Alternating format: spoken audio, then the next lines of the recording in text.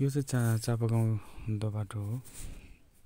चापागाउँ दोबाटोबाट चापागाउँ जानेतिर त्यही 100 किलोमिटर अगाडि मात्रै हो। हामी यसबाट लेफ्ट मोड्नेछौँ।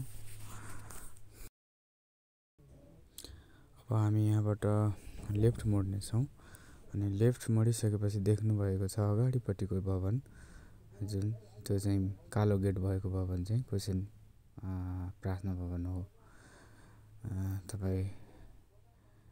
तपाईँलाई जे होस् चापागाउँ चोकबाट चापागाउँ दोबाटो चोकबाट त्यहाँनिर जुन पेट्रोल पम्प छ त्यहाँबाट 100 किलोमिटर मात्रै अगाडि आउने हो र त्यसपछि लेफ्ट लाग्ने। लेफ्ट लागेपछि